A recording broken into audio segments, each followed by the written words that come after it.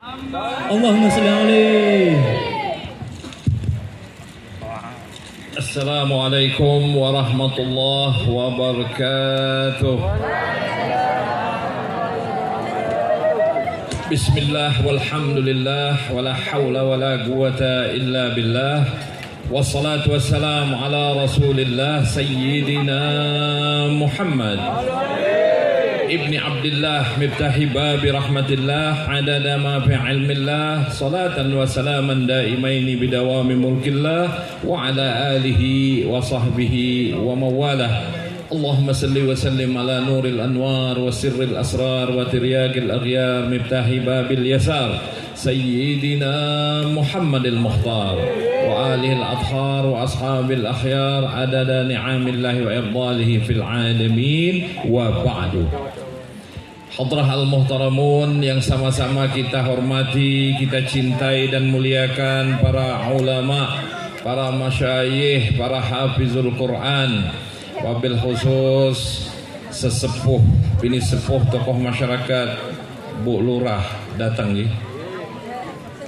Bapak RW 1 Kelurahan Kerapia, Bapak Helman Fahmi, dan orang tua kita Bapak Ridwan selaku Ketua Yayasan dan Ta'mir Masjid Baitul Huda, Ustadz Mansur, dan wabil khusus anak-anak kita yang bersemangat, yaitu grup Hadrah Al-Bishari Akpilni, santri daripada Bapak Ridwan. Mudah-mudahan mereka ini menjadi generasi-generasi Qur'ani yang menyebarkan salawat dan salam dimanapun mereka berada kelak dengan rahmatnya Allah, amin. Kita doakan para sesepuh, para tokoh masyarakat ini umurnya panjang, dalam keadaan sehat afiat, dalam kemudahan daripada Allah, taat terus kepada Allah, cinta Allah dan Rasulnya, dan kita semua dirahmati Allah dengan rahmat yang agung, amin ya rabbal alamin. Puja-puji syukur kepada Allah subhanahu wa ta'ala yang telah merahmati kita bersama, sehingga pada malam yang penuh bahagia, yang penuh kemuliaan, yang penuh keberkahan, karena kita berdampingan dengan rumahnya Allah subhanahu wa ta'ala, maka disebutlah oleh baginda Rasul, kehadiran kita malam ini sama kita berada di taman surganya Allah subhanahu wa ta'ala. Sebagaimana dalam sebuah hadis baginda Rasul sallallahu alaihi wasallam bersabda, "Idza marartum bi riyadil jannah farta'u biha." Jika kalian sedang berjalan-jalan di muka bumi ini dan dengan rahmat Allah ketemu kebun surga, maka jangan liwat begitu saja. Masuk ke dalamnya, nikmati hidangan yang ada disediakan. Maka para sahabat bertanya, Rasulullah, apa ada surga di muka bumi Allah? Maka baginda Rasul menjawab, ada. Ala wahiyya hilaquz zikr. Ada, yaitu perkumpulan-perkumpulan yang di dalamnya berzikir kepada Allah subhanahu wa ta'ala, bersalawat kepada Nabi Muhammad sallallahu alaihi wasallam, saling menasihati, yang jelas perkumpulan kebaikan. Maka jika kalian ketemu, ya duduklah, nikmati hidangannya. Apa hidangannya? Yaitu zikir, salawat, dan nasihat. Mudah-mudahan yang disebut Rasul, malam ini kita berada di taman surga, nanti hakikatnya kita kembali bersama-sama dengan pimpinan kita, kecintaan kita Nabi Muhammad SAW di surga kelak, amin ya rabbal alamin. Tadi telah dibacakan secara singkat sejarah Nabi kita, Nabi Muhammad SAW. Kalau kita cerita Rasul ya nggak habis-habis, kita singkat-singkat aja, ambil yang penting. Bahwa pertama, kenapa kita kumpul bersama, terus mengadakan peringatan Maulidur Rasul SAW, tiada lain adalah untuk mengungkapkan rasa bahagia dengan kelahiran Nabi Muhammad SAW. Bapak-bapak, ibu-ibu bahagia nggak? Bahagia. Alhamdulillah. Karena kelahiran Rasul ini ditunggu oleh semesta alam, yang tidak menunggu hanya sebagian, ya, 2 makhluk Allah saja, manusia dan jin. Tetapi matahari, bulan, bintang, hewan-hewan, semua bahagia menanti kelahiran insan mulia Nabi Muhammad sallallahu alaihi wasallam, yaitu manusia yang semenjak dalam kandungan bundanya tidak pernah merepotkan ibunya. Bahwa diceritakan Sayyidah Aminah binti Wahab ketika hamil Rasul, bahagia semata yang dirasakan beliau. Tidak pernah merasa berat dalam kehamilan, tidak pernah sakit. Hanya sekedar ketika akan melahirkan disentuh oleh Allah sedikit untuk mengingatkan bahwa bayi yang di dalam rahim akan lahir. Maka pada hari Senin menjelang subuh 12 Rabiul Awal tahun gajah, lahirlah Nabi Muhammad sallallahu alaihi wasallam. Kemudian Bunda Rasul bercerita, anakku, ketika engkau lahir, engkau dalam keadaan sujud kepada Allah Subhanahu wa taala dan mengucapkan la ilaha illallah. Istimewa Nabi kita Nabi Muhammad sallallahu alaihi wasallam. Kemudian bunda beliau cerita, cahaya di mana-mana memenuhi ruangan sini. Bahkan saking terangnya cahaya, Allah izinkan saya melihat istana-istana yang ada di negeri Syam, yang ada di Busra. Padahal jarak Mekah Madinah 400 km. Madinah ke Tabuk perbatasan dengan Yordania itu 650. Sudah 1100 km. Ke Busra tambah lagi sekian ratus, kurang lebih jaraknya 1500 km. Tetapi dengan izin Allah, cahaya-cahaya itu menerangi dan didatangkan Allah pemandangan gedung-gedung yang ada di negeri Syam, sehingga Bunda Rasul bisa menyaksikannya dengan mata telanjang. Ini keistimewaan Rasulullah ketika lahir. Tetapi ingat bahwa ada adat istiadat orang Arab zaman dahulu, bahwa begitu bayi lahir itu disusukan oleh mak susu. Maka datanglah orang-orang dari desa-desa ini ke kota Mekah untuk menambah penghasilan kehidupan dengan menyusui bayi-bayi yang baru lahir.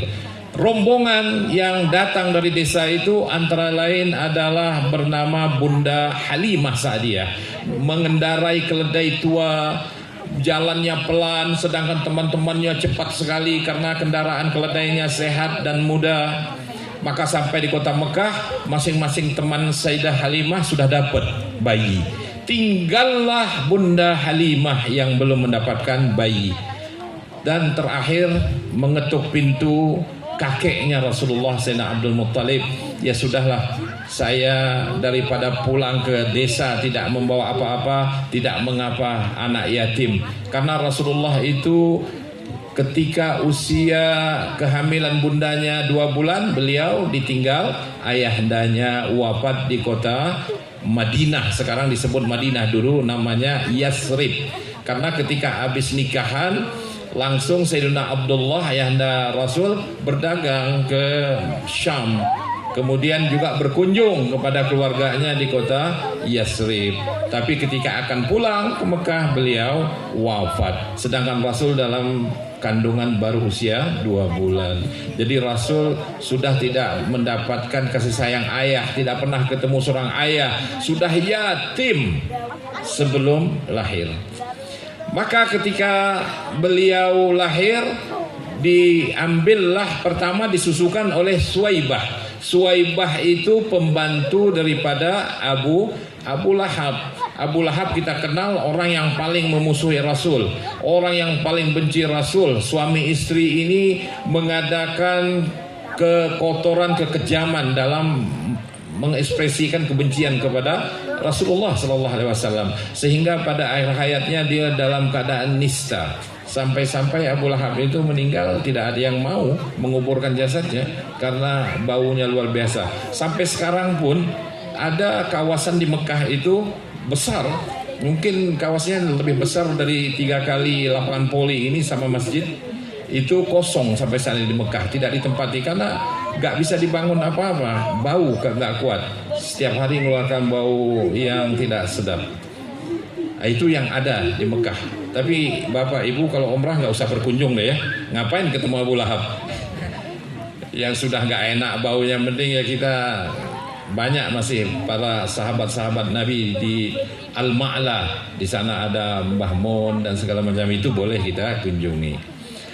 Jadi Abu Lahab ini sebelumnya, beliau ini kan pamannya Rasul. Begitu Rasulullah lahir, Beliau mempunyai seorang budak perempuan bernama Swaibah, memberitahu, wahai tuanku, keponakanmu telah lahir. Saking bahagianya dengan kelahiran keponakannya, seketika Swaibah dimerdekakan oleh Abu Lahab dan diperintahkan untuk menyusui bayi yang baru lahir. Jadi Rasulullah pertama disusui oleh Swaibah, kemudian pertama bundanya, kedua Swaibah, dan yang ketiga Halimatus Sa'diyah. Halimah Sa'diyah membawa Rasulullah ke desanya. Desa Halimah itu namanya Desa Bani Sa'ad. Adanya di kota Taif. Ada Bapak Ibu yang pernah ke Taif? Belum ya? Saya doakan mudah-mudahan jenengan semua, kita semua umrah dan dapat berkunjung ke kota Taif. Jarak Mekah ke Taif itu kurang lebih 40 km. Jadi dari Mekah ke Taif 40 kilo. Di sana ada makam kuburan seorang ulama besar ahli tafsir yang pertama, Sayyiduna Abdullah bin Abbas, misannya Rasul sallallahu alaihi wasallam. Taif ini dingin. Kalau di Mekah kemarin saya terakhir umrah itu tanggal 13 Agustus. Lagi puncak-puncaknya panas. Di Madinah itu hampir 50 derajat. Allahu Akbar. Jam 5 sore keluar dari hotel mau ke masjid, kayak ditampar. Panasnya itu, ditiupan angin itu loh, weng, seperti itulah. Tetapi ya dari hotel ke masjid. Begitupun di Mekah hampir 50, 48, 47, 48 derajat, karena memang bulan Juli, Agustus itu puncak daripada panas yang ada di kota Mekah. Kami ke Taif. Alhamdulillah di Taif ini beda, cuaca udaranya dingin. Jadi walaupun di Mekah 47, dia paling 30, 28, karena pegunungan seperti puncak lah kalau di Indonesia ya, adem. Makanya buah-buahan, sayur mayur banyak datangnya dari Taif karena daerahnya subur. Itu bukan baru sekarang, semenjak zaman Rasulullah sallallahu alaihi wasallam. Cuman daerahnya penuh dengan pegunungan. Kemudian Rasulullah sallallahu alaihi wasallam bukan di kota Taifnya tempat tinggalnya, masih jauh lagi, kurang lebih 60 km menuju desanya itu. Dan kami alhamdulillah udah pernah ke sana. Jalannya berliku-liku, penuh dengan tebing, memang mau hati-hati. Masih diabadikan ya, kurang lebih tempatnya sebesar ini, tinggal bebatuan. Di situ nampak tilas daripada baginda Rasul pernah tinggal selama 4 tahun di desa Bani Sa'ad. Kemudian Rasulullah ketika usia 2 ke kuburan ayahandanya, sekaligus silaturahim kepada keluarga dari pihak ibu, dari pihak ayah tapi sebelah ibunya di Madinah, yaitu Bani An-Najjar. Begitu sudah sowan ke keluarga, silaturahim dan segala macam, sudah ke kuburan Sayyidina Abdullah, maka pulanglah rombongan ini ke Mekah. Sampai di perjalanan wafat pula Bunda Aminah. Maka sempurnalah yatim piatunya Nabi Muhammad SAW di usia 6 tahun. Kemudian dipeliharalah oleh kakek enda beliau Sayyidina Abdul Muttalib, yang sangat mencintai, mengagungkan cucundanya ini. Antara lain, kalau Mekah itu paceklik, panas, ingin turun hujan, maka baginda Rasul dibawa oleh kakeknya ke Ka'bah dan minta kepada Allah seketika turun hujan. Itu semenjak bayi. Jadi udah ditawasuli Rasulullah itu oleh kakeknya. Karena kakek Rasul ini bukan penyembah berhala. Kakek Rasul adalah orang yang beriman, yaitu sesuai dengan syariatnya Nabi Ibrahim alaihis salam. Jadi turun-temurun dijaga, satu yang masih murni, yaitu Allah Maha Esa. Jadi yang nyembah berhala ini ya gabilah-gabilah yang lain, tidak keluarga daripada Bani Hashim, karena mereka yang menjaga Ka'bah.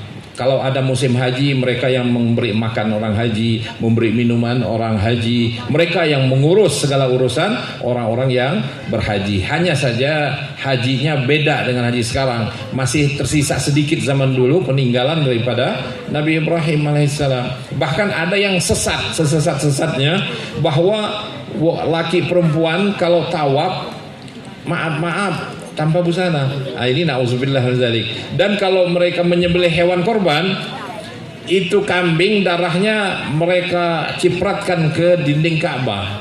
Kemudian kambingnya mereka bakar. Nah, ini kan kesalahan fatal sebetulnya. Kalau ditanya kenapa mereka berbuat seperti itu, mereka berkata darahnya supaya dapat berkah dari Ka'bah, adapun hewan dibakar supaya Tuhan di atas menerima asapnya.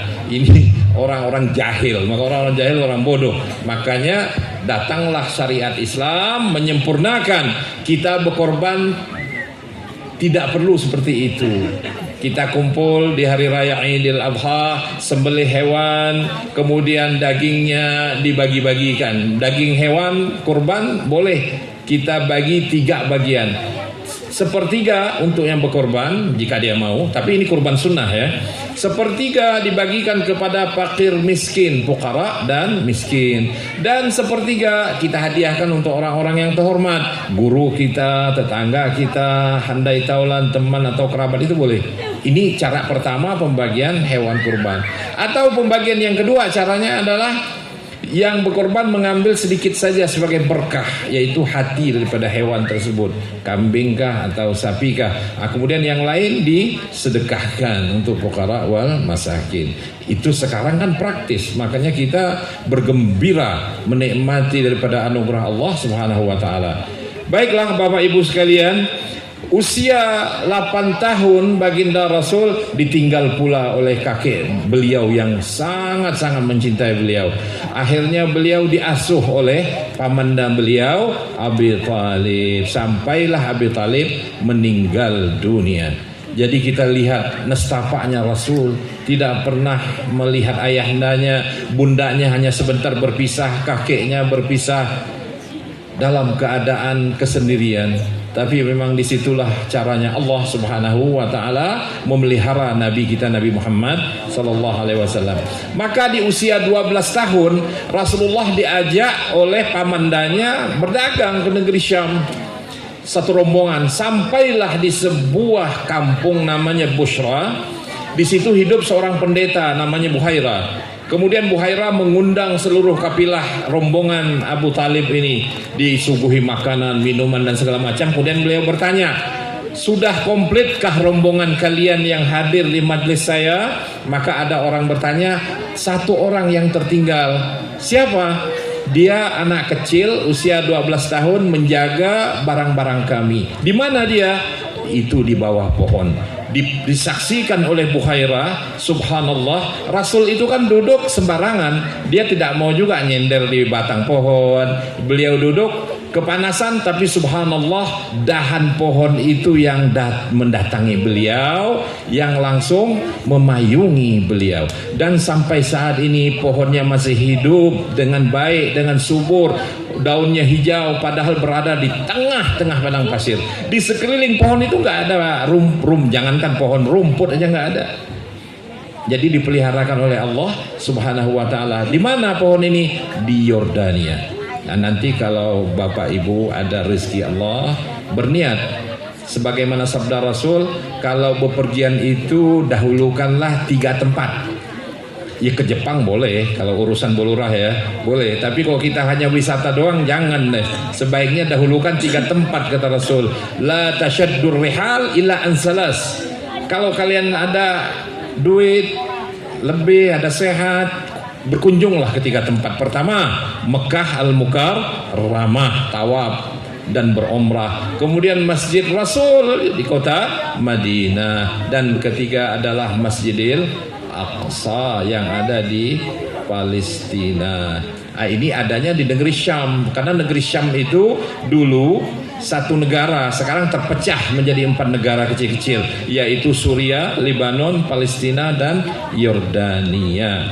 Maka Buhaira melihat, oh, satu tanda saya telah dapatkan. Buhaira ini seorang pendeta Kristen, tetapi masih memegang kitab Injil yang asli beberapa lembar, kitab Taurat yang asli beberapa lembar.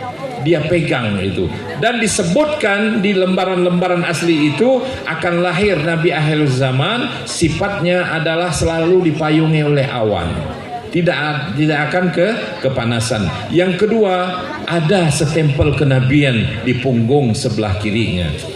Maka Buhairah berkata, loh jangan tinggalkan dia, hadirkan dia ikut di majlis kita. Maka dipanggillah Rasulullah hadir di tengah-tengah daripada majlis tersebut. Kemudian Buhairah bertanya, ini punya ayah nggak?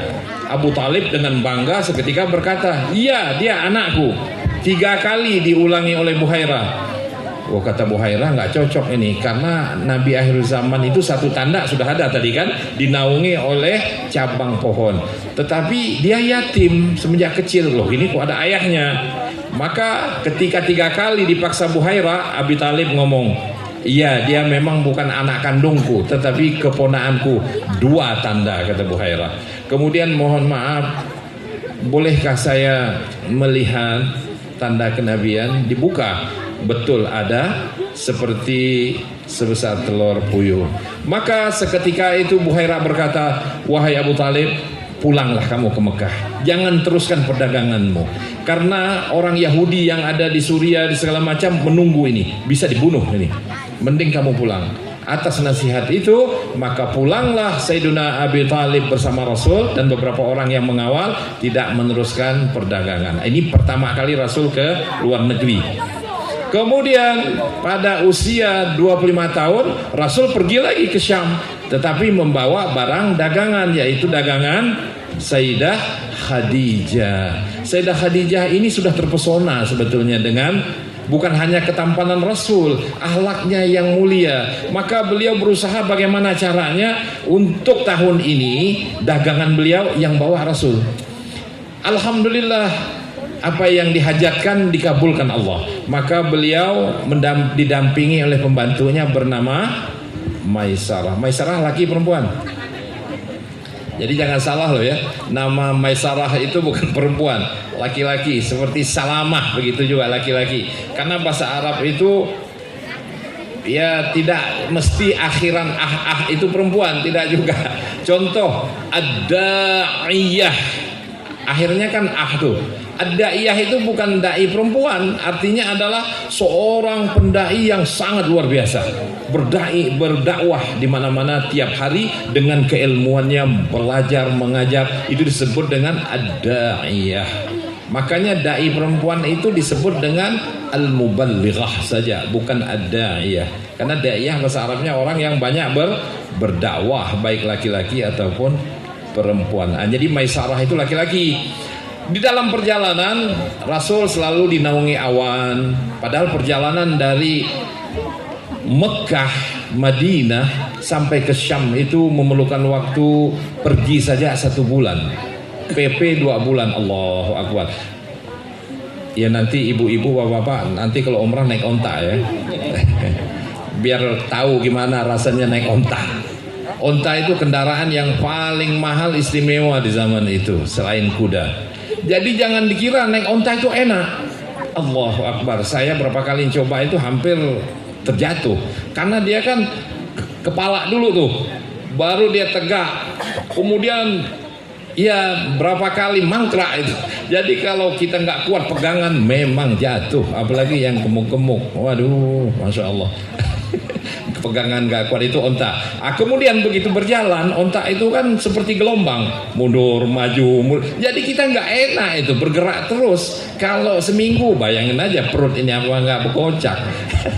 Tapi itulah keadaan orang zaman dahulu yang sangat istimewa. Buat kita sekarang masya Allah, alhamdulillah, antara Mekah ke Madinah itu sekarang kalau naik bis ya umrah bisa ditempuh 7 jam dengan transit, sholat, makan 1 jam, 6 jam perjalanan.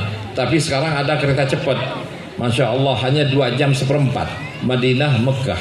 Jadi nikmatnya luar biasa, alhamdulillah. Jadi kalau umrah Bapak Ibu minta sama Allah yang istimewa, jangan yang hotel bintang 3, minta bintang 5 ya Allah. Naik kereta cepat ya Allah gitu, naik pesawat yang bagus. Ya kita mau ibadah, mau sehat, yang nyaman, sehingga kita tawaf, sa'i, berumrah juga dengan nyaman dalam keadaan sehat. Mudah-mudahan kita semua dapat berumrah, amin ya rabbal alamin.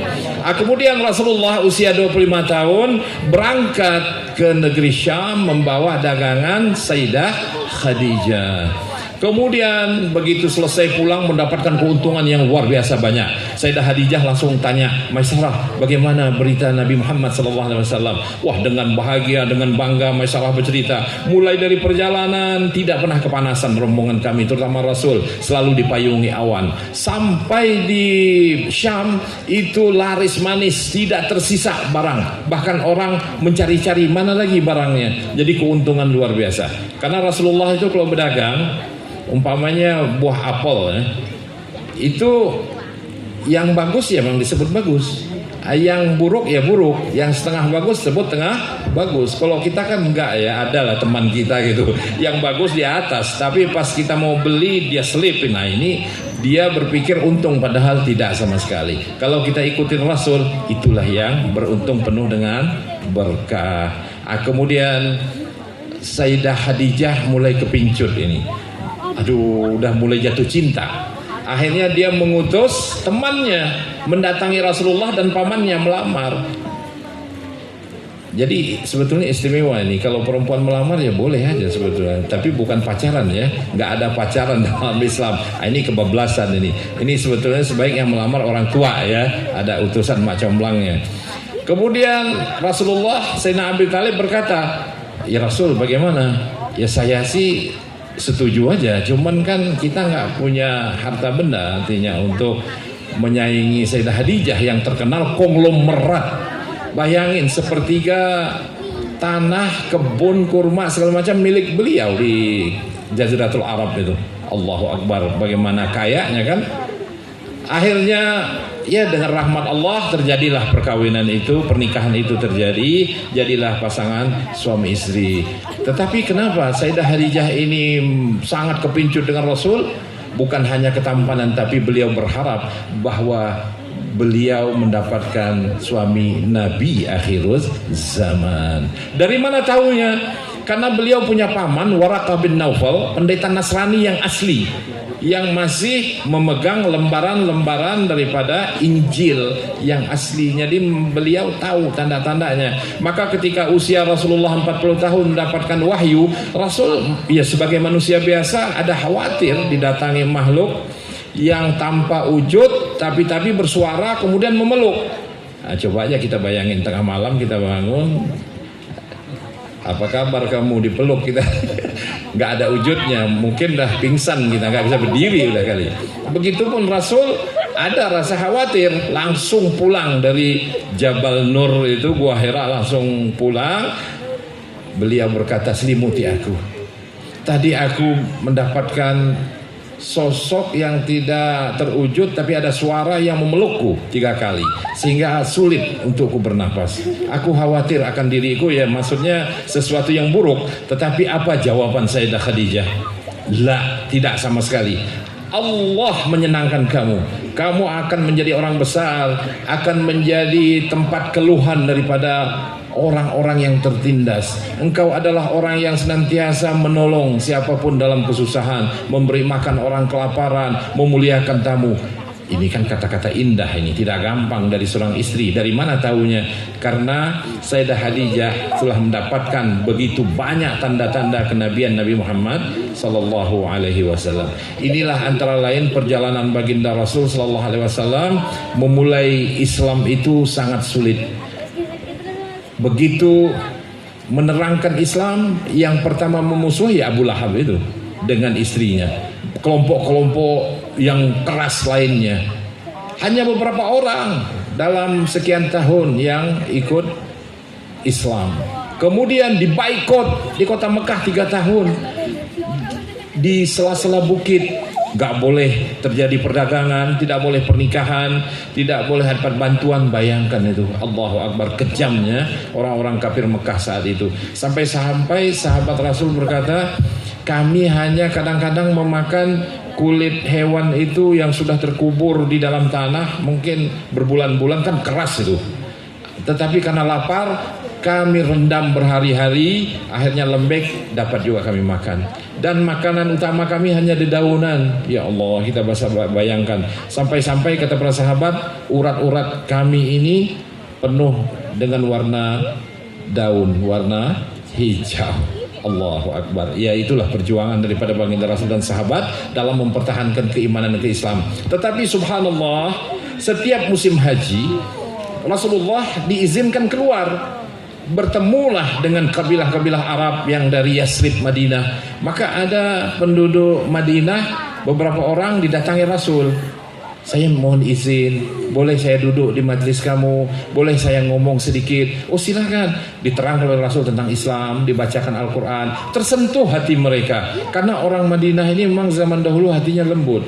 Rasul sampai bersabda, saya mendapatkan wajah-wajah kalian ini wajah-wajah lembut, wajah kebaikan, seperti bapak ibu malam ini. Bercahaya, Masya Allah, ahli surga insyaallah, amin ya rabbal alamin. Sebagaimana ceplosan Rasul kepada orang Madinah. Akhirnya 3 orang pertama, kemudian ditambah lagi 4, 7 orang pertama yang beriman kepada Nabi Muhammad sallallahu alaihi wasallam 1 tahun itu. Kemudian tahun kedua musim haji Rasul berdakwah lagi. Akhirnya datang lagi 12 orang. Kemudian beriman lagi. Kemudian tahun ketiga lebih banyak lagi, dibarengi dengan perempuan segala macam. Maka terjadilah 2 baiat. Baiat pertama yang 12 orang, yaitu Baiatul Aqabah yang pertama. Aqabah itu tempatnya ibu-ibu yang dah haji tahu ya, melempar jumrah, melempar baling setan itu. Dan Aqabah itu yang terbesar artinya. Kemudian yang kedua lebih ramai lagi, 72 orang, diantaranya perempuan. Saking istimewanya disebutkan Bai'atun Nisa atau Bai'atus Saniyah, bai'at sumpah setia kaum wanita kepada baginda Rasul untuk menolong daripada Islam. Jadi peran wanita itu sudah dimulai saat itu dengan hebatnya, yaitu mereka siap membantu, menolong, apapun yang terjadi. Mereka akan, nyawa pun mereka akan lepaskan jika demi kepentingan Nabi Muhammad sallallahu alaihi wasallam. Ini antara lain kisah Nabi kita yang dahsyat di dalam berdakwah, dan sampailah ke negeri kita Indonesia, Asia Tenggara, bahkan pelosok dunia. Maka wajar kalau kita bergembira dengan kelahiran Nabi Muhammad sallallahu alaihi wasallam, karena kegembiraan ini sebetulnya untuk kita juga, bukan untuk siapa-siapa. Maka dari itu guru kami mengajarkan, tanamkanlah dalam acara begini al-mahabbah, cinta kepada Allah, cinta kepada Nabi Muhammad sallallahu alaihi wasallam. Kita dahulukan cinta kepada Allah apa Rasul? Yang pertama. Coba buka Al-Quran surah Ali Imran ayat 31. Allah Subhanahu wa taala berfirman, a'udzubillahi minasyaitonirrajim, in kuntum tuhibbunallah, kalau kalian cinta Allah. Ini pendeta ceritanya, sebab firman Allah ini turun, pendeta-pendeta Yahudi Nasrani mendatangi baginda Rasul. Ya Rasulullah, ketika Rasulullah mendakwahi mereka untuk masuk Islam, mereka berkata, mereka sebetulnya menolak Islam ini, Yahudi, pendeta Yahudi ini. Mereka berkata, kami nggak perlu menanggapi dakwahmu untuk masuk Islam, karena kami sendiri adalah telah mencintai Allah sejak dahulu. Bahkan kami anak-anaknya Allah Subhanahu wa ta'ala. Kami adalah kecintaannya Allah Subhanahu wa ta'ala. Maka seketika turun wahyu, wahai nabiku, katakan kepada mereka, kalau mereka betul-betul mencintai Allah dan Rasul, satu syaratnya, wajib mengikutimu, mengikuti Nabi Muhammad sallallahu alaihi wasallam, yaitu lanjutan ayatnya, fattabi'uni yuhibbukumullah. Maka syaratnya kita wajib mencintai Rasulullah terlebih dahulu. Maka maulid ini dibacakan walaupun singkat untuk mengenal. Kalau nggak kenal kan nggak sayang, kita nggak cinta bagaimana karakter Rasul, perjuangannya, segala macam. Kalau sudah tahu kita kan gampang timbul rasa suka, rasa senang, bahkan cinta.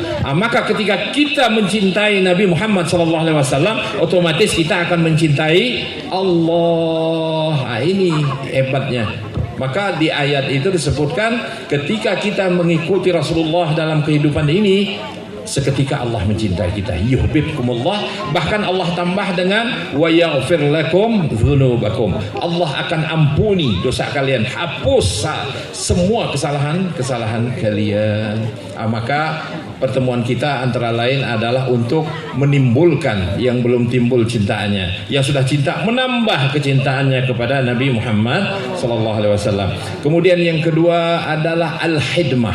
Khidmah itu dengan acara-acara begini, khidmah itu artinya pelayanan. Sekarang kita berpikir apa yang dapat kita suguhkan untuk Nabi Muhammad sallallahu alaihi wasallam. Karena Rasulullah itu insan mulia yang telah menyayangi kita sebelum kita lahir. 1400 tahun lalu kita nggak tahu di mana. Tetapi baginda Rasul telah menyayangi kita. Yaitu dalam sebuah hadis disebutkan ketika berkumpul dengan para sahabat, aku sangat merindukan saudara-saudaraku. Maka sahabat berkata, ya Rasulullah, bukankah kami ini saudaramu? Bukan, kata Rasulullah, kalian sahabat-sahabatku.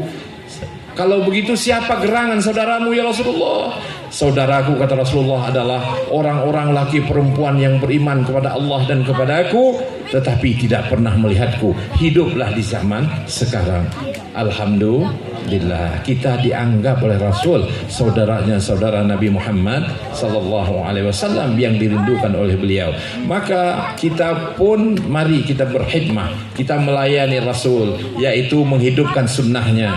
Mulai dari yang kecil saja lebih gampang. Makan, minum, mulai tangan kanan, duduk, baca basmalah, kalau tidur baca doa, bangun tidur baca hamdalah, berpakaian, kalau keluar rumah baca basmalah. Semua kebaikan ini untuk kita sebetulnya, tapi kita sudah berpahala menghidupkan sunnah Nabi Muhammad SAW. Apalagi kita kalau berbicara sunnah Rasul itu antara lain dalam hal cinta ya.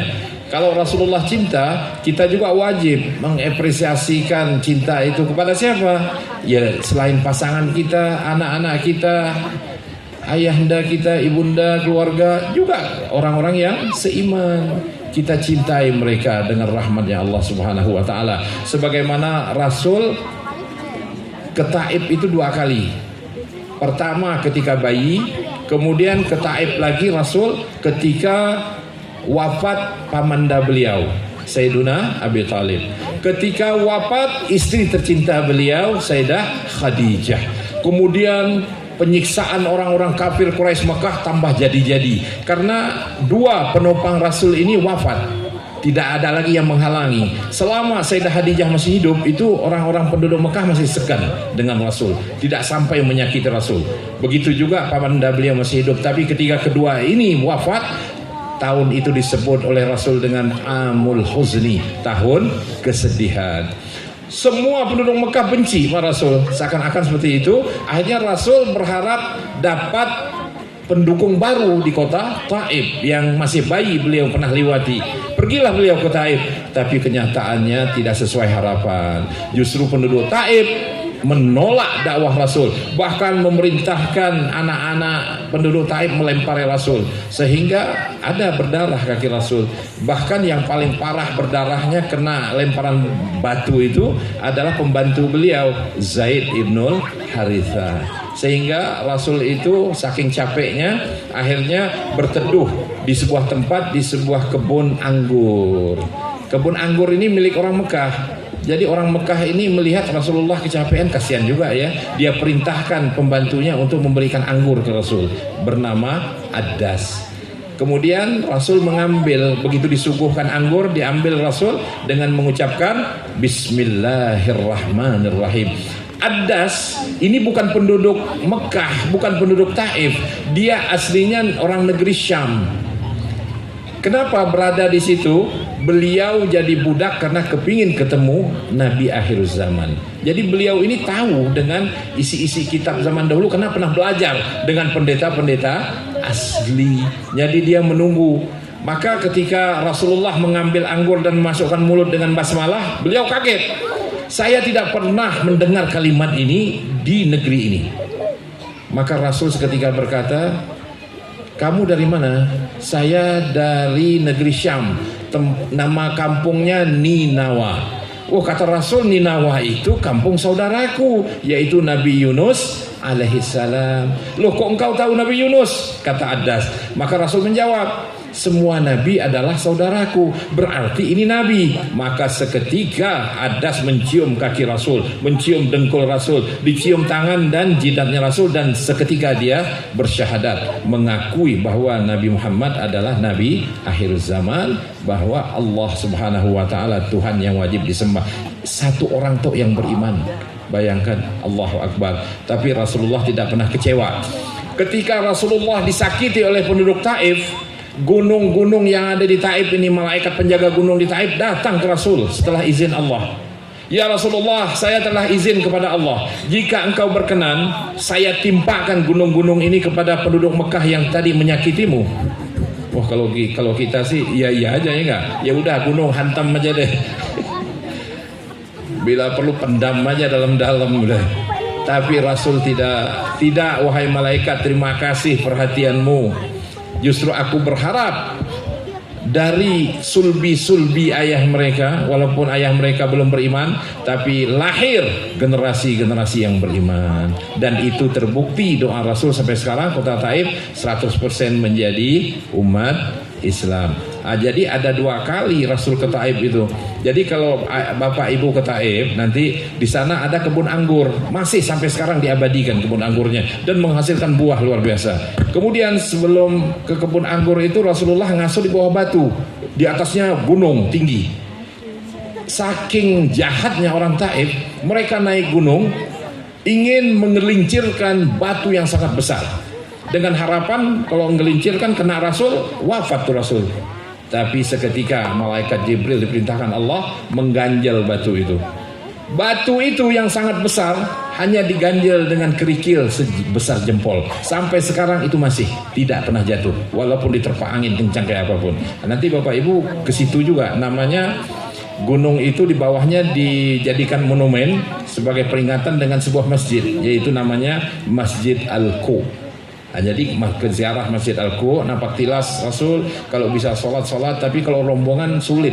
Kalau kita pakai bus biasanya liwat aja, guide menerangkan itu Masjid Qu. Rasul pernah bersandar, Qu itu artinya ini siku. Jadi Rasulullah ngasuh saking capeknya begini. Batu menjadi lembut seperti bantal. Itu ceritaan seperti itu. Jadi diabadikanlah batu sampai saat ini masih ada, dijadikan masjid. Tapi batunya sudah mengeras lagi. Enggak hanya untuk Rasulullah saja. Inilah Bapak Ibu cintanya Rasul. Bayangkan, tidak ada dendam di dalam hatinya. Ini kita teladani, kita contoh sekuat dan semampu kita untuk menyayangi saudara-saudara kita, anak-anak kita, saudara kita seiman. Kemudian pelayanan tadi, al-hidmah, kalau ada acara maulid gini ambil bagian. Karena memberi makan itu pahala yang sangat besar. Dan kalau kita punya hajat, ini rahasianya ya, guru-guru kami selalu bercerita, kalau engkau punya hajat besar, hajat apa saja, hajat dunia, ingin naik haji, ingin umrah, ingin sukses, ingin dapatkan anak lulus sekolah dan segala macam, kasih makan fakir miskin semampu kita. Apalagi sekarang ada Jumat Barokah, wah luar biasa, mudah sarananya. Itu tinggal dibuktikan, pasti manjur insya Allah. Ini al-hidmah. Apalagi acara maulid ini, kalau kita mampus, ya kalau sebotol ini kita baru bisa bersedekah, tidak apa-apa. Ya lebih banyak lebih bagus. Kemudian yang ketiga adalah dengan peringatan maulid gini kita menanamkan saling nasihat. Nasihat ini penting karena dengan nasihatlah kita hidup. Nasihat ini termasuk kepedulian. Yang saat ini di dunia maya saat ini kepedulian sudah meluntur. Tidak seperti zaman dahulu. Kepeduliannya beda. Kepeduliannya saat ini suka membuka aib orang. Na'udzubillah min zalik. Yang lebih fatal, orang itu membuka aibnya sendiri. Na'udzubillah min zalik. Padahal baginda Rasul dalam sebuah hadis berkata, nanti akhir zaman ada orang-orang yang ya dibilang goblok, maaf ya tidak goblok, pintar, tetapi goblok dalam hal perlaihan dosa sehingga dia berdosa padahal orang pintar. Yaitu bagaimana? Pada malam hari dia melakukan dosa, Allah tutupi dosa ini, tidak tersingkap di pagi hari. Tapi dia dengan mudah, dengan medsos, saya mabok dari malam, astagfirullah, semua tahu akhirnya. Orang inilah celaka, kata Rasul. Allah sudah tutupi aib celaknya, dia sendiri yang buka. Dia termasuk orang yang sial. Na'udzubillah min zalik. Ini perlu nasihat. Makanya kita saling nasihat menasihati, saling peduli. Mudah-mudahan dengan peringatan-peringatan begini Allah menurunkan rahmat, ampunannya, syafaatnya Rasul sallallahu alaihi wasallam kepada kita, anak-anak kita, hadirin hadirat. Dan kita bermohon kepada Allah, mudah-mudahan sebelum wafat paling tidak kita dapat berumrah, dapat bertawaf bersa'i, dapat berziarah ke makam Habibuna Muhammad sallallahu alaihi wasallam. syukur-syukur bisa ke Palestina di Masjidil Aqsa. Saya hanya berpesan kalau Bapak Ibu ke Aqsa, di salah satu pojok Masjid Al-Aqsa itu ada lubang. Ada yang sudah pernah ke Aqsa belum? Belum ya. Ada lubang di sana. Nanti minta sama pengurus masjid di sana, masukkan tangan. Oh, itu begitu tangan keluar wanginya seharian, walaupun kita sudah cuci sama sabun tetap masih ada. Lah itu lubang apa? Itu adalah penyimpanan janggut Rasul yang terlepas ketika Mi'raj. Rasul itu Mi'raj, lepas janggutnya, disimpan oleh sahabat di dalam lubang tersebut. Sampai saat ini lubang itu mengeluarkan aroma wangi 1400 tahun sampai sekarang. Kami waktu itu disuruh oleh takmir Masjid Al-Aqsa itu masukkan, kami curiga juga, ayo masukkan, nggak diterangin ada apa gitu. Ya kita husnuzan aja lah, sangka baik wajib ya. Wah masukin aja udah. Begitu ditarik, Allahu Akbar, akhirnya semua antri masukkan tangannya ke lubang itu, kepingin aroma yang wangi berkah daripada Nabi Muhammad SAW.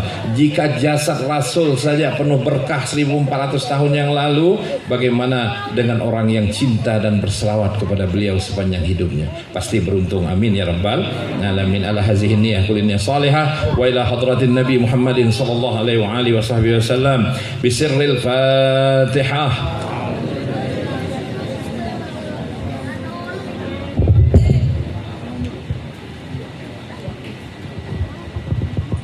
أعوذ بالله السميع العليم من الشيطان الرجيم بسم الله الرحمن الرحيم الحمد لله رب العالمين حمدا نائمين حمدا شاكرين حمدا طيبين حمدا تائبين حمدا يوافي نعمه كافي ومزيدا يا ربنا لك الحمد كما ينبغي لجلالك وجهك وعظيم سلطانك سبحانك لا نحصي ثناء عليك أنت كما أثنيت على نفسك فلك الحمد حتى ترضى لك الحمد إذا رضيت ولك الحمد بعد الرضا ولك الحمد إذا رضيت عنا دائما أبدا اللهم صل وسلم على سيدنا محمد في الأولين والآخرين اللهم صل وسلم على سيدنا محمد في الملأ الأعلى إلى يوم الدين اللهم صل وسلم على سيدنا محمد حتى ترث الأرض ومن عليها وأنت خير الوارثين اللهم صل وسلم وبارك وأنعم على حبيبنا ونبينا ومولانا محمد وعلى آله وصحبه أجمعين والتابعين التابعين ومن تبعهم بإحسان إلى يوم الدين وارض عنا معهم وفيهم برحمتك يا أرحم الراحمين ربنا ظلمنا أنفسنا وإن لم تغفر لنا وترحمنا لنكن من الخاسرين لا إله إلا أنت سبحانك إنا كنا من الظالمين ولا حول ولا قوة إلا بالله العلي العظيم اللهم اغفر لنا ذنوبنا والدينا وللمؤمنين يوم يقوم الحساب اللهم اغفر لنا ذنوبنا والدينا ولإخواننا الذين سبقونا بالإيمان ولا تجعل في قلوبنا غلا للذين آمنوا ربنا إنك رؤوف رحيم اللهم إنا نسألك الصحة والعافية والمعافاة الدائمة في الدين والدنيا والآخرة اللهم إنا نسألك رضاك والجنة ونعوذ بك من سخطك والنار اللهم اجعل أولادنا وبناتنا وأهلنا وأزواجنا وأهل حاراتنا من أهل العلم والتقوى والخير وارزقنا برهم ولا تضرهم برحمتك يا أرحم الراحمين اللهم ارزقنا زيارة بيتك المعظم ورسولك المكرم بهذا العام وبكل أم في أحسن الحال اللهم إنا نعوذ بك من الهم والحزن ونعوذ بك من العجز والكسل ونعوذ بك من الجبن والبخل ونعوذ بك من غلبة الدين وقهر الرجال ربنا آتنا في الدنيا حسنة وفي الآخرة حسنة وقنا عذاب النار وصلى الله على سيدنا محمد النبي الأمي وعلى آله وصحبه وسلم بفضل سبحان ربك رب العزة عما يصفون وسلام على المرسلين والحمد لله رب العالمين. Saya mohon maaf dan terima kasih atas segala perhatian. Wassalamualaikum warahmatullahi wabarakatuh.